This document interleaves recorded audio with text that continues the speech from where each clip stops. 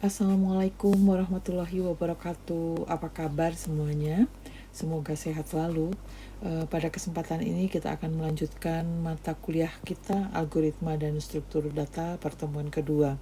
Setelah membahas hal-hal yang sifatnya umum pada pertemuan yang lalu, maka berikutnya ini kita akan coba bahas mengenai branching atau pencabangan atau dikenal juga dengan decision.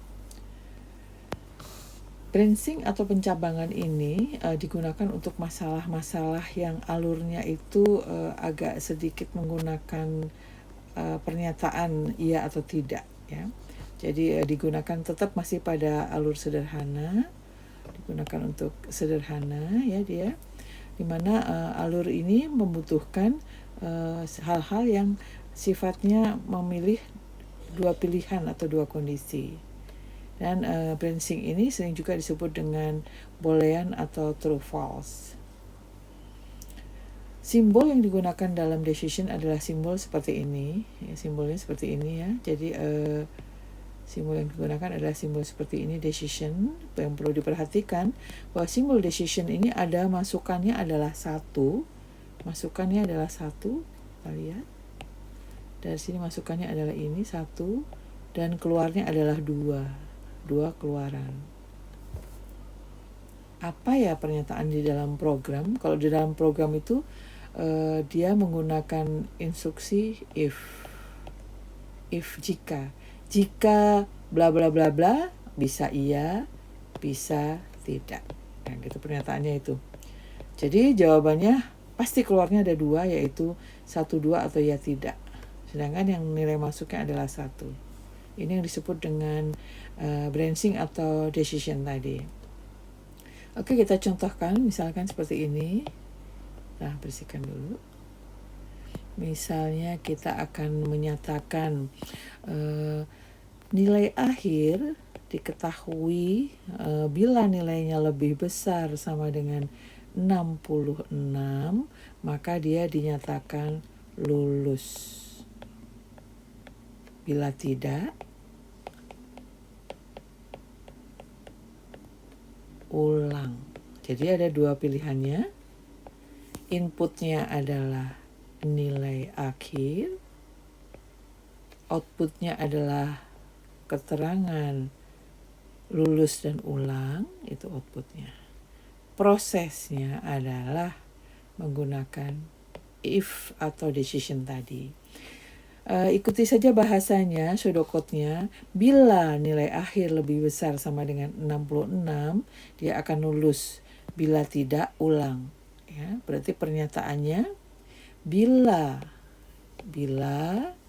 kondisi ada dua, berarti iya dan tidak. Kalau di dalam decision, pernyataannya bila simbol seperti ini sudah menyatakan bahwa itu adalah pernyataan bila atau jika. Dan bagaimana menuliskannya? Bila nilai akhir lebih besar sama dengan 66, bila iya, selalu ada pernyataan iya tidak. Bila iya apa berarti? Keterangannya adalah lulus. Kita boleh menuliskan keterangan. Karena ini adalah huruf atau string, maka tuliskan tanda double apostrofe. Bila iya, lulus. Bila tidak, maka dia adalah keterangannya adalah ulang.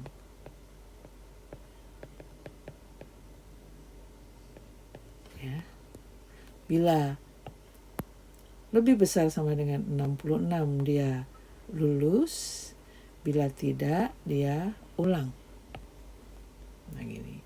Kedua pernyataan ini dalam bentuk tanda proses seperti ini. Perhatikan. Bila iya, bila tidak. Keduanya ini sama-sama bisa dipilih oleh seseorang atau dalam satu kali proses. Karena itu, maka dia akan ketemu di satu titik. Di sini dia. Dari sini arahnya kemari, yang dari sini arahnya kemari. Ketemunya di titik yang sama. Nah, inilah yang disebut dengan decision. Bila nilai akhir lebih besar sama dengan 66?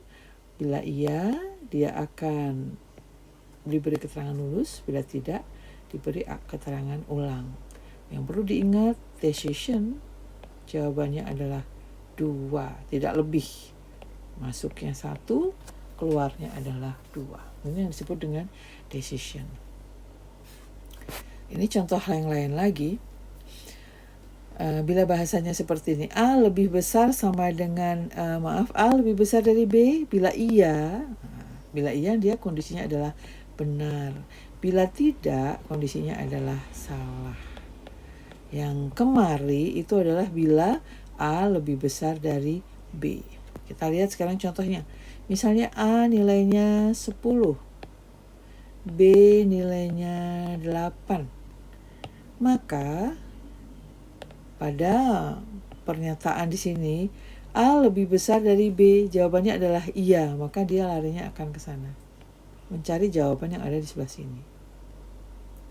Nah, bagaimana jika kebalikan? Misalnya ini A-nya adalah 4. A lebih besar dari B, tidak jawabannya. Tidak berarti ke bawah. Maka yang dikerjakan adalah instruksi yang ada di bawah sini. Ini contohnya kondisinya seperti itu. Kita lihat berikutnya, contoh yang pertama tadi yang sudah saya sampaikan. Bila lebih besar dari 66 maka keterangan lulus, bila tidak, ulang atau ujian ulang. Outputnya adalah keterangan. Ya. Perhatikan, kita lihat tadi, dan ini contoh keduanya adalah diketahui inputnya, ada UTS, UAS, absen, aktivitas, dan tugas. Bedakan dengan yang pertama ini tadi, ini nilai akhirnya sudah merupakan input. Nilai akhir sudah jadi input. Nah, di sini kita digabungkan ini ya, untuk mencari nilai akhir didasarkan dari nilai UTS, UAS, absen, activity, dan tugas. Di mana nilai akhir diperoleh dari presentasi 20% UTS, 25 UAS, 20% absen, kemudian aktivitas 15 dan tugas 20. Berarti kalau untuk membuat programnya, nantinya ada perhitungan nilai akhir. Nilai akhir adalah 20%. Boleh ditulis 20%, boleh juga ditulis langsung 0,2. 0,2 adalah 20%.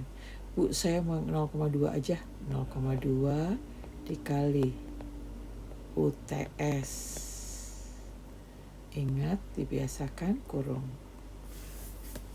Ya, kemudian ditambah 0,25 dikali UAS. Ditambah 0,2 dikali absen. Ditambah 0,15 dikali AKT, ditambah 0,2 dikali tugas. Ya, perhatikan prioritas hitung, masih ingat ya, pangkat paling tinggi kali bagi tambah kurang. Nah, ini adalah prosesnya. Prosesnya panjang memang. Ini proses semua. Ya, prosesnya. Inputnya apa tadi?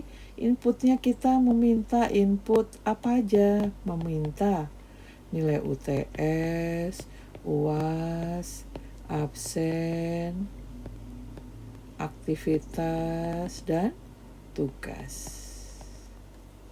Pastikan caranya ini adalah input. Kemudian ke proses. Jangan lupa diawali start. Start, input, proses, dan outputnya apa? Outputnya adalah mencetak keterangan. Masih ingat sambungan di halaman yang sama? Kalau saya mau sambung, kalau saya mau sambung ini, maka tandanya nanti dalam halaman yang sama bulat. Ingat ya, bulat A. Saya sambung kemari nih, bulat A. Ngapain berikutnya? Saya mencetak. Cetak apa? Cetak nilai akhir. Gitu ya, nilai akhir. Nah, setelah nilai akhir apa? Ada penjelasan. Bila nilai akhir lebih besar, nilai akhir lebih besar dari, lebih besar sama dengan 66. Nah, nulis matematisnya seperti ini. Maka keterangannya adalah, lihat, ingat sambungannya. Ya, bila iya dia lulus, bila tidak dia ditulisnya ujian ulang. Di sini bila iya lulus, bila tidak ulang.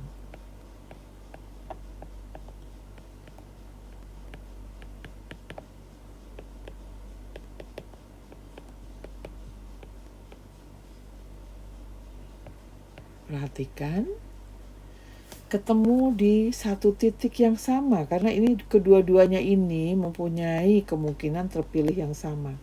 Karena itu dia akan ketemu di titik yang sama. Ya, dia akan ketemu di titik yang sama. Di mana? Misalnya di sini. Nah, apa yang kita lakukan di sini? Mencetak A tadi. Ya, ini sudah dari sini. Jadi saya masukkan ini adalah A-nya. Panahkan, kalau pakai ini harus dipanah. Jangan lupa tanda panahnya.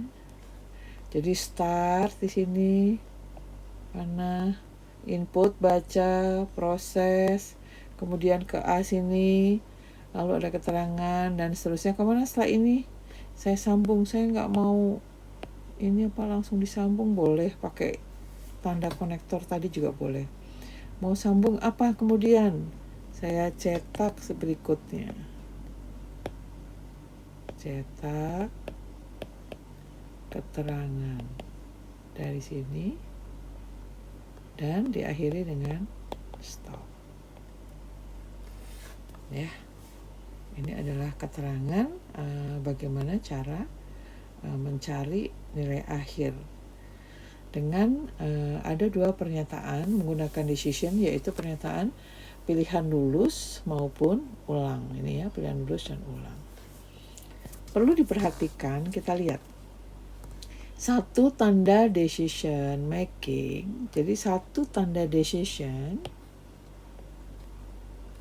decision seperti ini, dia akan mempunyai dua alternatif jawaban.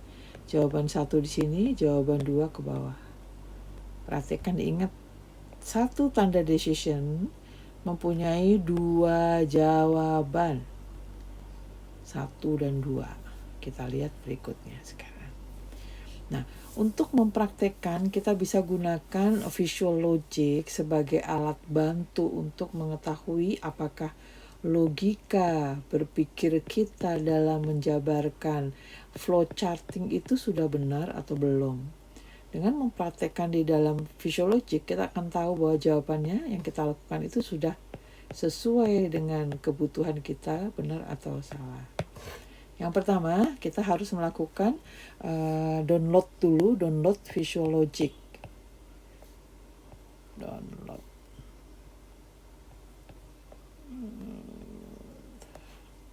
Oke.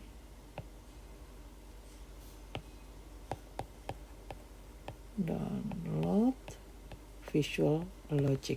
Free ya, ini di menggunakan internet di rumah masing-masing, di Mbak Google. Free dia, bebas, tidak berbayar. Setelah itu kita lakukan download, pilih yang pilihan yang free untuk komputer ya. Kita kemudian akan muncul simbol seperti ini di lokasi download kita. Nah, pada saat kita klik bagian ini, setelah hasil download tadi execute dari Visual Logic ini, maka muncul masuk tampilan seperti ini. Yang kita lanjutkan adalah dengan mengklik continue. Setelah kita klik continue, maka akan muncul tampilan seperti ini. Karena ini sifatnya hanya demo saja, kita harus membutuhkan VL sheet untuk melakukan penyimpanan, kita nggak perlu melakukan ini ya karena butuh memori yang besar. Maka kita pilih yang ini saja. I don't have a VL sheet file ya, jadi kita hanya demo saja. Nggak apa-apa. Setelah itu kemudian kita klik ini tadi, maka muncul jawaban, kita pilih yes. Nah setelah ini akan masuk ke lokasi penggambaran di Visual Logic. Pada lokasi inilah kita akan menggambar atau membuat flowchart sesuai dengan kebutuhan permasalahan kita.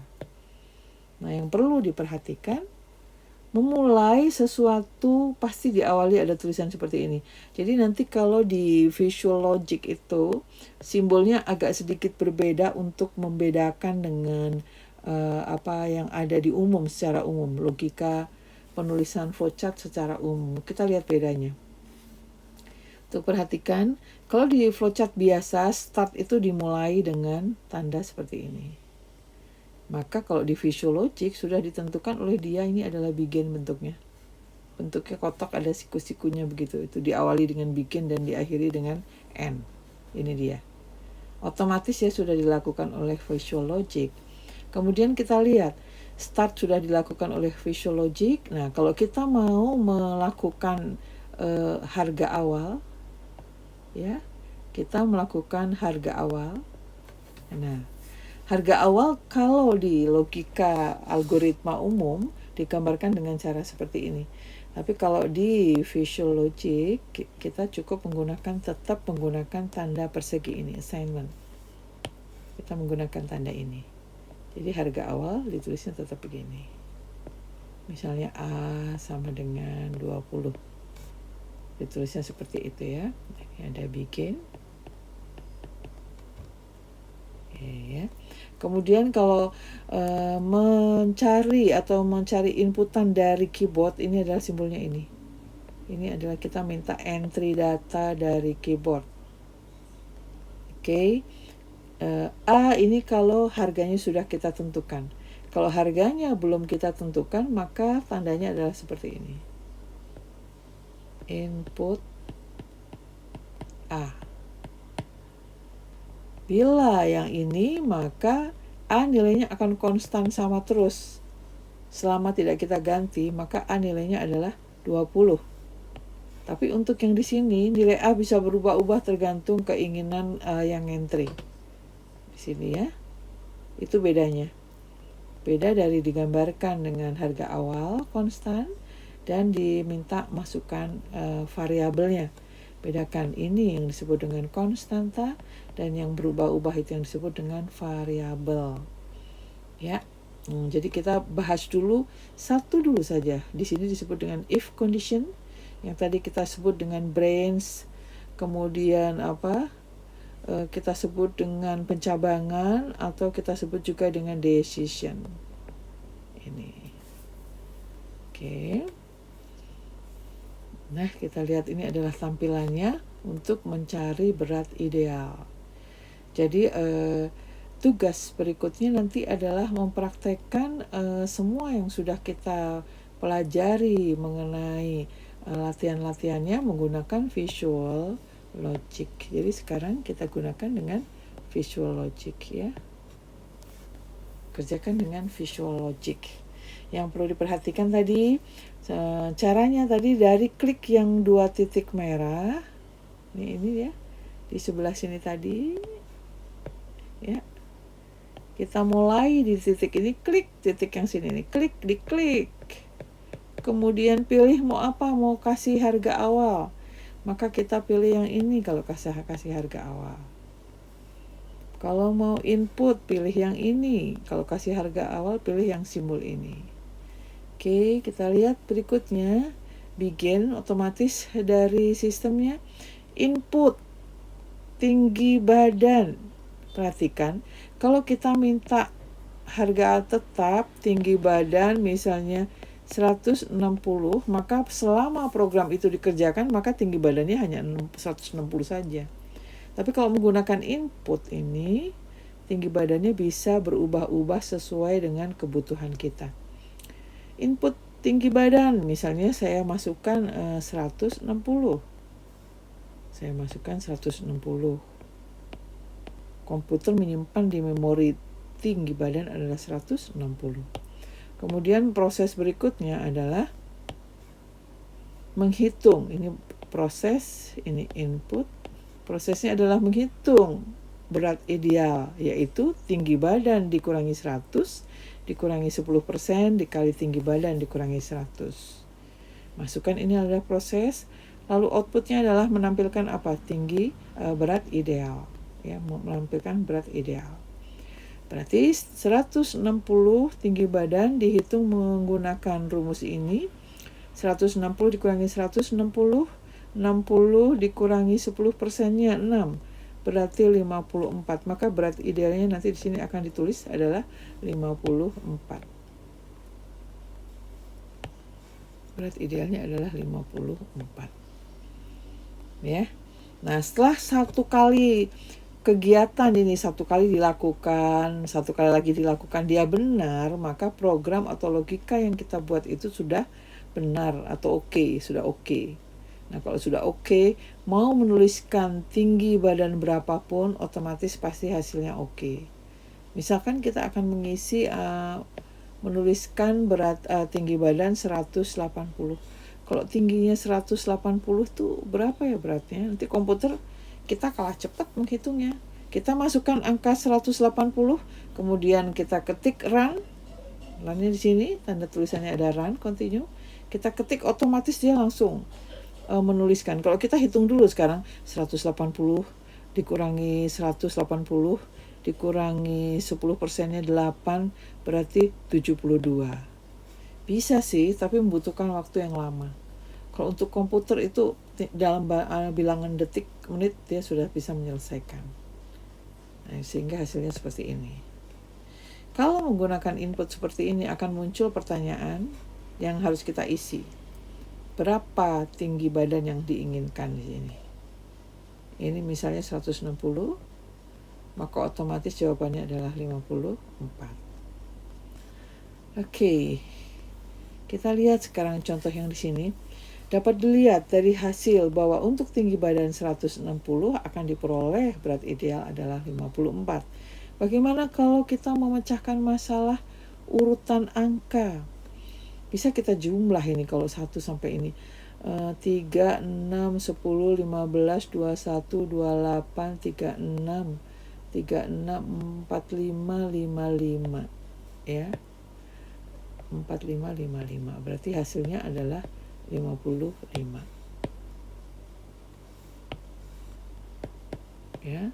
Penjumlahan angka 1 sampai 10 dengan selisih 1 adalah 55. Kalau kita bisa mengerjakan soal ini secara logikanya, maka menggunakan bahasa apapun, bahasa program apapun tidak akan menjadi masalah. Dan kalau bisa memecahkan masalah ini, maka penjumlahan sampai angka berapapun, misalnya sampai angka 1000, tidak akan masalah. Karena logikanya mau hanya 5 langkah, mau 10 langkah, atau 1000 langkah adalah sama. Oke, jadi caranya adalah kalau bertemu angka seperti ini, untuk kedepannya kita akan mainan angka ya dalam melatih logika. Ini diawali datanya berapa dulu. Perhatikan, kalau di sini kita langsung nggak mau repot. Cuman 10 angka aja saya jumlahin aja. 1 tambah 2 tambah 3 sampai tambah 10. Akan keluar hasilnya 55.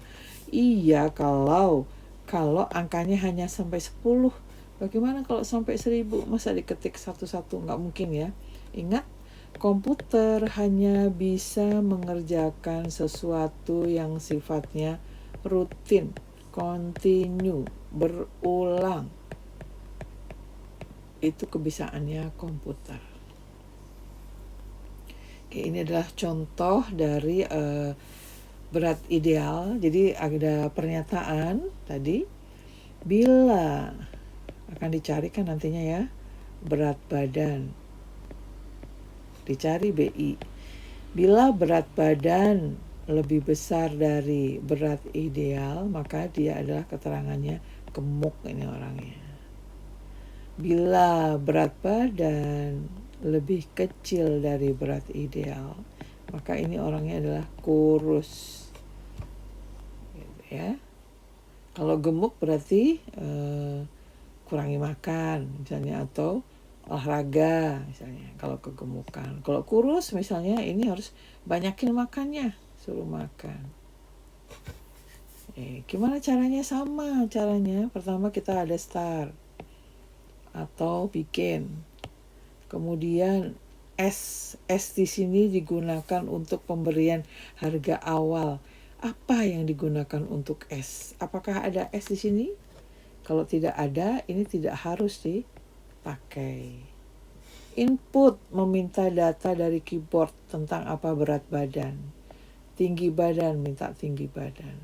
Kalau sudah, komputer otomatis akan menghitung berat ideal berdasarkan rumus yang sudah kita pelajari tadi. Kemudian ngecek apakah berat badan tadi dengan berat ideal ini lebih besar.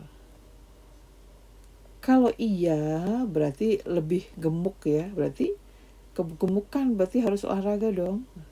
Nah, kalau dia lebih kecil, maka larinya ke kiri. Anda terlalu kurus, banyak makan dong. Kayak gitu ya. Oke, ini keduanya bermuara di satu titik yang sama. Ya, baik ini ataupun sebelah sini itu punya peluang untuk terpilih yang sama. Nah, kalau sudah, kemudian kita cetak ya. Kok satu-satu ini ya? Iya, karena saya ingin menampilkan satu persatu. Jadi yang dicetak nanti berat badan Anda berapa? Saya tulis nanti berat badan.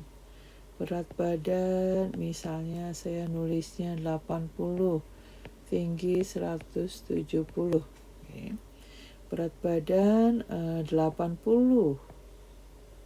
tinggi badan 170. Oke, ini berat ideal berapa? Hitung 170 dikurangi 170 dikurangi 7 berarti 63. Berat idealnya 63. Maka Anda masuk kategori apa?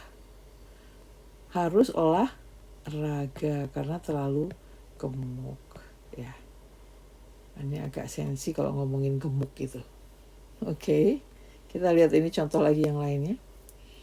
Contoh untuk memasukkan nama, mengetik berat badan, ketik tinggi. Setelah kita klik maka akan muncul keterangan ya, Anda terlalu kurus atau terlalu gemuk.